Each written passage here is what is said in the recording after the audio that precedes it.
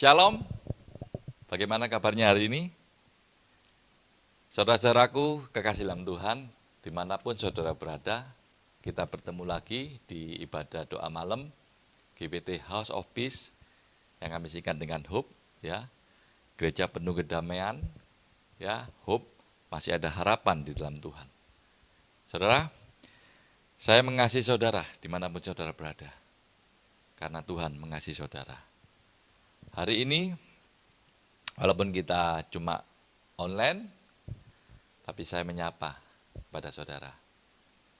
Shalom, bagaimana kabar saudara? Katakan, Tuhan Yesus baik. Sebelumnya kita awali dengan doa saudara, bagaimana segala sesuatu, kalau Tuhan campur tangan, pasti ada sesuatu hal yang baik dalam kehidupan kita. Mari kita doa dulu. Maha besar Bapa kami yang bertata dalam kerajaan surga, yang kami kenal, kami sanjung tinggi, Tuhan Yesus Kristus Juru Selamat kami. Malam hari ini kami mengucap syukur Tuhan, Engkau memberikan kesehatan buat kami, kesempatan yang baik, supaya kami dapat melihat ibadah malam, doa malam, GBT House of Peace ini Tuhan, dengan keadaan yang baik. Terima kasih Bapak, terima kasih. Kami mohon dengan sangat Tuhan, kiranya Kau hadir melawat kami, menasihati kami, mengoreksi kami, mengingatkan kami, dan menguatkan kami. Dan kami percaya melalui ibadah ini, kekuatan yang baru, hal-hal yang baik kami dapatkan, sehingga kami terus maju di dalam Tuhan. Terpujilah nama-Mu, di dalam nama Tuhan Yesus berkati hamba-Mu, hamba-Mu terbatas, biarkan Kau yang mengurapi, dan setiap jemaat, baik setiap yang mendengarkan video online ibadah doa malam ini Tuhan, kiranya Tuhan memberkati. Terpujilah nama-Mu, di dalam nama Tuhan Yesus, kami siap mendengarkan firman-Mu. Terpujilah nama-Mu. Haleluya, haleluya, amin. Shalom, sekali lagi shalom. Malam hari ini saya ingin berbagi sharing, renungan, di mana akhir-akhir ini kehidupan kita banyak tantangan yang kita hadapi. Kita harus menyadari kita hidup ini sudah di ujung akhir zaman. Firman Tuhan berkata, masa-masa yang sukar pasti kita alami.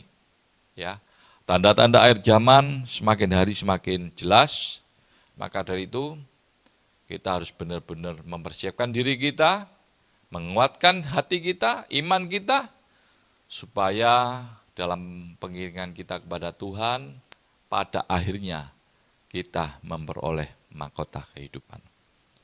Saudara, saya hari ini ingin menyampaikan tema tenang di tengah badai kehidupan. Ya. Karena kehidupan ini tidak selalu tentang kenyamanan, kita tidak selalu tenang, tidak selalu damai. Masalah tidak diundang datang sendiri. Ya. Saya seringkali didatangi oleh jemaat, oleh teman-teman, bahkan saudara seiman yang sudah pelayanan, saudara, hamba-hamba Tuhan. Dia cerita sharing, Pak, saya mengalami sakit, sedemikian rupa, sakit ini, sakit itu, sakit ini. Kok rasa-rasanya Tuhan tidak tolong? Itu badai kehidupan, saudara. Ada lagi yang cerita, Pak, saya berjuang mati-matian kerja ini. Saya kerjakan dengan baik, ya, semampu saya. Ternyata saya mengalami kegagalan, kebangkrutan. Saya tidak bisa mencukupi kebutuhan hidup, bahkan minus terus, dan saat ini dia kehilangan pekerjaan tersebut. Ada lagi juga berkata, Pak, suami saya, istri saya, kecantol Pak orang ketiga. Ya, masalah terus ada Pak, cekcok terus ada. Dan rasa-rasanya saya mau berpisah. Atau sudah berpisah. Ada juga yang berkata, Pak, Saya mengalami anak-anak saya yang bandel sekali, Pak. Ya. Wah, tingkah lakunya sudah luar biasa. Bahkan ada yang sampai kriminal, ada yang sampai narkoba, ada yang sampai seneng judi, ya, foya-foya, ya happy-happy, ya. Banyak sekali keluhan-keluhan dalam hidup ini. Badai kehidupan itu selalu ada di dekat kita. Bahkan dikatakan nyawa kita pun kita tidak tahu sampai kapan. Ya, maka dari itu kita harus belajar, ya, bagaimana kita bisa mengatasi badai kehidupan dengan hati yang tenang. Ya, di Markus 4 ayat 35 sampai 41, ya, perikopnya Tuhan Yesus meredakan angin ribut, tidak saya bacakan karena terlalu panjang, ya. Saya fokus di ayat 40, ya, Markus 4 ayat 40. Mengapa kamu begitu takut, kata Tuhan Yesus? Mengapa kamu tidak percaya? Nah, itu Saudara, ya. Seringkali kita ini sebagai orang percaya, wah, dikatakan orang percaya pada siapa? Pada Kristus. Ya. Tetapi pada saat kita menghadapi masalah, saudara dan saya seringkali tidak percaya lagi akan kuasa Tuhan. Kalau saudara tidak mau berbohong, saudara kalau tidak mau munafik, saudara dan saya pasti pernah mengalami seperti itu. Maka dari itu saudara, firman Tuhan hari ini, doa malam hari ini, mengingatkan kita. Ya, dikatakan tadi, mengapa kamu begitu takut? Mengapa kamu tidak percaya? Tuhan Yesus langsung peringatkan kepada murid-muridnya pada waktu itu. Saya aplikasikan, Tuhan Yesus mengingatkan kita saat ini, saudara. Saudaraku kasih dalam Tuhan, mungkin kita sekarang ini sedang, ya, di tengah badai kehidupan. Ya, percayalah, tenangkan hati saudara. Ya, Tuhan selalu menolong saudara. Saya punya satu contoh cerita saudara. Ada seorang ibu datang ke gereja dengan wajah yang lesu. Ya, saat ibadah pendeta itu mendatangi ibu itu. Ya, dan diajak omong-omong. Ibu itu berkata, Pak, saya sudah tidak kuat Pak. Utang saya banyak. Suami saya sudah pergi dibawa oleh wewe gombel Pak. Anak saya sudah kena narkoba, sekarang saat ini di penjara, Pak. Saya tidak punya apa-apa, Pak. Apa yang saya harapkan dalam hidup ini? Saya sudah putus asa, Pak. Saya rasa-rasanya mau bunuh diri, Pak. Tiap malam saya menangis. Saya sudah tidak sanggup, Pak. Ibu itu berkata seperti itu, saudara. Saudara, apa yang disampaikan ibu ini, apakah terjadi dalam kehidupan saudara? Apa yang sedang saudara alami saat ini? Jika iya saudara, firman Tuhan hari ini untuk saudara. Ya, firman Tuhan ini bukan suatu kebetulan. Firman Tuhan ini berbicara kepada saudara yang saat ini sedang mengalami badai kehidupan. Berapa banyak dari kita yang pernah merasakan hal seperti ibu ini saudara? Saya pun juga pernah saudara. Ya, ditinggal, dikhianati, dihimpit masalah, bertubi-tubi masalah keluarga, masalah keuangan, ditolak, difitnah, dilupakan. Hidup ini tidak selalu tenang, saudara. Ya, kadang badai itu datang mendadak, saudara. Tiba-tiba orang tua sakit, anak sakit, pasangan sakit, divonis gini, tidak ada angin, tidak ada apa. Tiba-tiba kita periksa darah, ternyata kita kena ini, kena ini. Ya, hari ini kita sehat, 3 hari lagi kita tidak bisa jalan. Hari ini kita sehat, 3 hari lagi kita terserang penyakit apapun. Itu semua serangan-serangan mendadak. Itulah yang dimaksud dengan badai kehidupan. Badai kehidupan, masalah itu tidak pernah pamit, saudara, tidak pernah minta izin kepada kita. Tapi hari ini Tuhan mau kasih pesan kepada saudara dan saya. Ya, ingat pesan Tuhan hari ini. Tenang. Aku ada di sini. Tuhan berkata demikian. Ya, Tuhan tidak pernah tinggalkan saudara dan saya. Itu pesan Tuhan malam hari ini. Pegang teguh firman Tuhan hari ini. Ya, tenang. Tuhan ada di sini.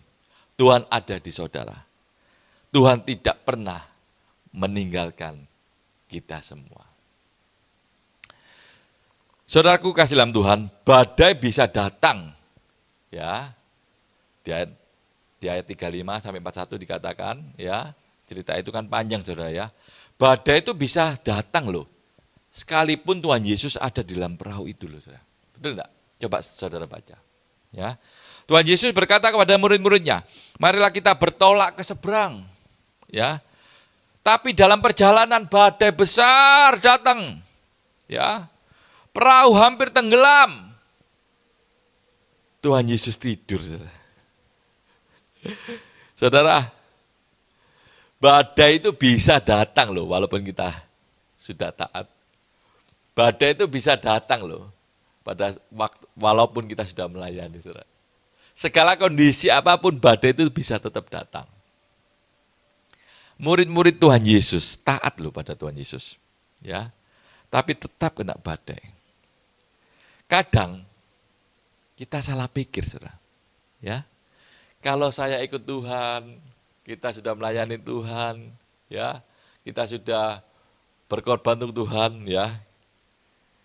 Harusnya hidup kita aman. Ya, itu salah berpikir kita, ya. Lancar jaya, Saudara. Ya, tidak ada masalah. Tetapi kenyataannya berbeda, Saudara. Ya. Kita jangan sampai salah pikir. Ingat, Tuhan itu berdaulat atas hidup kita. Ya. Tapi penyertaan Tuhan tidak pernah jauh daripada kita. Penyertaan Tuhan itu selalu ada. Jangan punya pikiran seperti itu. Walaupun kita sudah ikut Tuhan, kita sudah melayani Tuhan, masalah itu tetap ada, Saudara. Walaupun saudara tidak ikut Tuhan pun masalah itu ada. Jadi seringkali saya share kepada banyak teman bahwa kita ikut Tuhan, ya, kita di dalam Tuhan, maupun orang-orang yang di luar Tuhan, tetap semua pasti memiliki masalah. Nah, ya. Tapi perbedaannya kalau orang luar, orang dunia dalam menyelesaikan masalah dia mengandalkan kekuatannya, mengandalkan finansial, mengandalkan kepintarannya, mengandalkan koneksinya. Ya. Kalau kita orang-orang percaya dalam menyelesaikan masalah, kita mengandalkan Tuhan. Karena Tuhan ada di pihak kita. Tuhan yang selalu menolong kita. Saudaraku kasih dalam Tuhan. Mengikut Tuhan Yesus bukan berarti hidup kita bebas dari badai. Ya. Tapi Yesus ada di perahu itu, ingat saudara. Badai ada tapi Yesus ada dalam kehidupan kita. Nah ini kuncinya saudara ya. Saudaraku kasih dalam Tuhan, di poin berikutnya, badai itu membuat kita panik. Seringkali badai itu membuat kita bingung, khawatir, takut, panik saudara. Mengapa demikian? Karena kita lupa siapa yang bersama dengan kita. Kalau saudara ingat siapa yang ada di dalam hidup kita, siapa yang selalu menyertai kehidupan kita, kita pasti tidak panik, pasti tidak takut, pasti tidak khawatir. Ya. Badai itu kadang-kadang saudara ya, membuat kita itu kecil hati, saudara. Ya, itu manusiawi, saudara. Tetapi firman Tuhan hari ini mengajarkan kita, mengingatkan kita, kalau kita ingat siapa yang menyertai kita, kita tidak akan takut, saudara. Murid-murid panik, ya, merasa Tuhan Yesus tidak peduli pada waktu itu. Dan berkata, Guru, Engkau tidak peduli kalau kita binasa, muridnya berkata demikian. Tapi Tuhan Yesus membiarkan, saudara. Karena apa, saudara? Karena dia tahu itu hanya sementara. Itu hanya sesuatu hal yang mudah bagi Tuhan Yesus, saudara. Ya, karena mengingatkan saja kepada murid-muridnya bahwa akulah yang berkuasa. Akulah yang menyertai engkau. Aku ada di perahumu. Begitu juga dalam kehidupan kita. Ingat, Tuhan Yesus ada di perahu bahtera rumah tangga kita. Tuhan Yesus ada di bahtera keuangan kita, pekerjaan kita. Tuhan Yesus ada di bahtera kesehatan kita. Tuhan Yesus tidak pernah tidak ada, saudara. Dia selalu ada. Di poin berikutnya, Tuhan Yesus bangun dan menenangkan badai. Hanya dengan satu kalimat saja, diam, tenanglah. Ya, seketika angin reda dan danau pun menjadi reda. Wah, luar biasa, saudara. Kadang Tuhan tidak langsung menghilangkan badai, saudara. Ya, kadang-kadang kita berdoa, Tuhan, kapan badai ini berlalu, kapan masalah ini berlalu. Kadang-kadang memang Tuhan izinkan, saudara. Tidak langsung badai itu dihilangkan, saudara. Ya, tapi Dia mau kita belajar percaya dan berserah dan diam. Itu yang Tuhan mau dalam kehidupan kita. Karena badai luar biasa bisa dikalahkan kalau hati kita diam, tenang di dalam Tuhan. Saudara yakin akan hal itu? Jika saudara yakin, masukkan dalam hati saudara, imani, lakukan. Maka sesuatu hal yang ajaib terjadi buat kehidupan saudara. Ketiga, ya tadi dikatakan,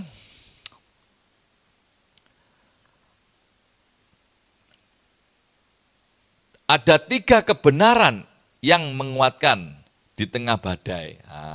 Ya, kita belajar hari ini ada 3 kebenaran yang menguatkan kita di tengah badai. Yang pertama, Tuhan ada bersama dengan kita. Tadi diingatkan ya, Yesus tidak meninggalkan murid-muridnya, Dia ikut masuk ke dalam perahu.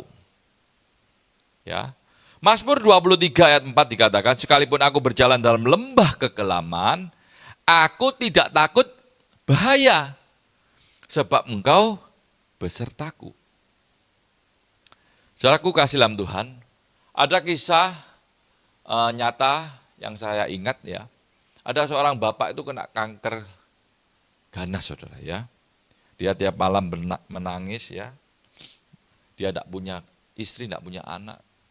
Dia menangis tiap malam berdoa memohon kepada Tuhan. Ya, waktu berdoa ya, menangis dan berdoa sungguh-sungguh pada Tuhan, dia merasakan luar biasanya seperti kehangatan saudara yang didapat, seperti ada pelukan dari Tuhan. Ia berkata, Bapak, saya tidak tahu, saya ini seorang sendirian di rumah, tapi saya merasakan ada pelukan yang saat ini saya rasakan. Ya, lalu Tuhan nyatakan, itu aku. Ya, itu Tuhan yang kau sembah dan kami yang engkau puji. Ya, Tuhan peluk saya dan kakek itu, ya, bapak itu, saudara. Dia mendapat kekuatan baru. Dia berkata, cukup Tuhan untuk membuat aku bertahan. Saudara, dengan Tuhan hadir, maka kita tetap kuat dan bertahan dalam menghadapi badai-badai kehidupan. Yang kedua, Tuhan peduli walaupun kadang kita merasa Tuhan diam. Saudara, ya. Tuhan Yesus tidur bukan karena Dia tidak peduli. Pada waktu badai datang, murid-muridnya itu bingung, panik, gak karu-karuan. Tapi Tuhan Yesus tidur pulas. Itu bukan berarti Tuhan tidak peduli. Mengapa demikian, saudara? Karena Tuhan hanya menguji. Ya, karena Dia tahu badai itu tidak akan membunuh murid-muridnya. Luar biasa Tuhan kita, saudara ya. Kadang ya, saudara ya, Tuhan sengaja tidur, Tuhan sengaja membiarkan doa-doa kita, permohonan kita. Karena apa? Tuhan ingin menguji iman kita. Tuhan ingin mengetahui kualitas iman kita, saudara. Di Yesaya 49 ayat 15 dikatakan, dapatkah seorang perempuan melupakan bayinya, sekalipun dia melupakannya? Tuhan tidak akan melupakan engkau. Wah, luar biasa saudara ya. Dapatkah seorang ibu-ibu melupakan bayinya? Tuhan berkata di Yesaya, sekalipun dia melupakannya, meskipun ibu-ibu melupakannya, Tuhan tidak akan melupakan kita semua, saudara-saudara. Luar biasa, saudara. Luar biasa. Saya punya satu ilustrasi, saudara. Ada seorang anak kecil latihan naik sepeda. Ya. Pada waktu latihan, anak kecil ini jatuh, saudara. Ya. Padahal bapaknya itu mengawasi. Dia tahu anak kecil ini jatuh, anaknya ini jatuh. Tapi sama bapaknya enggak kesusu, enggak terburu-buru ditolong. Ya, karena bapaknya ini mau anaknya ini bisa berdiri sendiri, bangkit sendiri. Punya mental tidak menyerah. Ya. Pada waktu anaknya tuh jatuh dibiarkan, tapi kecepit kakinya, anaknya tuh nangis. Akhirnya bapak itu segera datang menolong anak ini.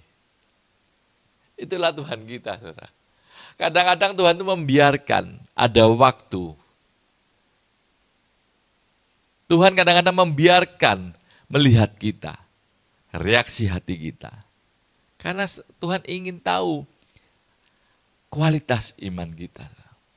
Tuhan juga ingin tahu apa yang kita kerjakan pada waktu itu. Yang ketiga, Tuhan punya kuasa untuk menenangkan badai itu, saudara. Ya, diam, tenanglah. Hanya dengan satu kata, badai itu tunduk, saudara. Nah, hari ini kita mau belajar, ya, punya iman yang kuat, ya. Badai datang dalam segala segi aspek kehidupan kita.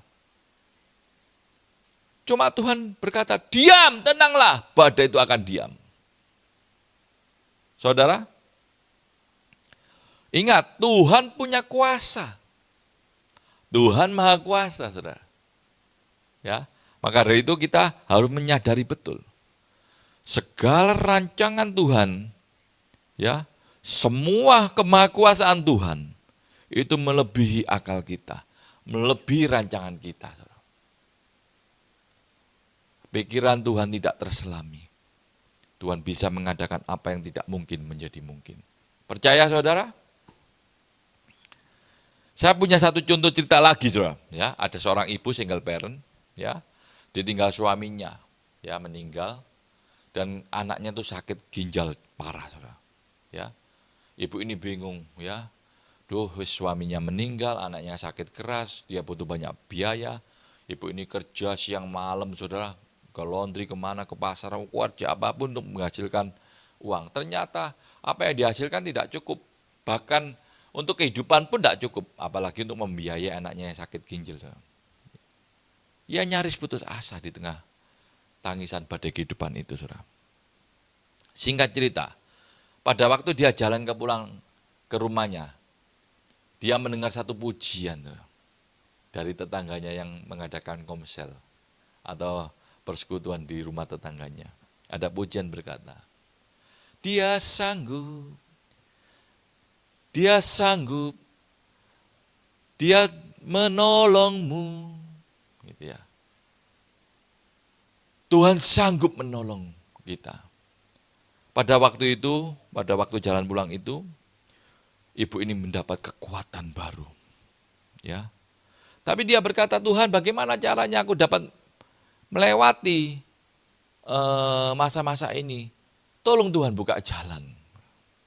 Puji Tuhan. Setelah berapa bulan kemudian, mujizat terjadi. Ada orang yang membiayai pengobatan anaknya. Saudara, bukan kehebatan ibu ini, melainkan iman kita harus terbangun. Iman kita harus kuat tetap di dalam Tuhan. Maka segala yang tidak mungkin Tuhan buat mungkin. Sesuatu hal yang ajaib terjadi buat kehidupan kita semua. Saudara yakin? Imani. Maka sesuatu hal akan terjadi dalam kehidupan saudara. Bagaimana Pak bisa tenang saat menghadapi badai? Fokus pada Yesus. Fokuslah kepada Sang pemilik kehidupan, bukan kepada badainya, bukan pada persoalannya. Ya, saya berkata, kalau saudara punya kertas yang besar, dikasih spidol hanya kecil segini. Kalau mata saudara didekatkan dengan spidol ini, saudara, yang hitam, maka saudara akan melihat hitam ini besar menutupi semua aspek kehidupan saudara. Tapi kalau saudara jauhkan, saudara lihat fokus dengan putihnya, kuasa Allah, kemahakuasaan Allah, maka titik hitam ini akan terlihat kecil dan sangat gampang untuk dihapus. Makin kita melihat masalah, makin kita panik. Ya, saudara, ayo kita lihat Yesus. Kita lihat Allah kita yang luar biasa saja. Fokus kepada Tuhan Yesus. Maka hati kita pasti lebih tenang. Selain itu kita harus berkata jujur, doa jujur. Ya. Di Filipi 4 ayat 6 dan 7 dikatakan, jangan khawatir, nyatakanlah segala keinginanmu kepada Allah, maka damai sejahtera Allah akan memelihara kamu. Saudaraku kasih dalam Tuhan. Nyatakanlah dalam segala hal. Ya, kita tidak perlu khawatir, maka damai sejahtera Allah akan memelihara kamu. Saudaraku kasih dalam Tuhan, berapa waktu yang lalu saya melihat ada mahasiswa yang bunuh diri, ya, karena berbagai masalah yang dihadapi. Ya, tapi saya juga pernah mendengar ada seorang remaja yang mau bunuh diri karena dia gagal dalam sekolah, gagal dalam percintaan, tapi malam itu dia berkata, berdoa pada Tuhan, Tuhan aku capek, aku lelah, rasa-rasanya aku mau putus asa. Waktu itu dia tertidur, pagi-pagi dia merasa bangun dengan tenang dan ada kekuatan baru. Dia berkata, aku tidak ngerti kok hari ini aku merasa ada kekuatan baru. Ada yang pegang saya.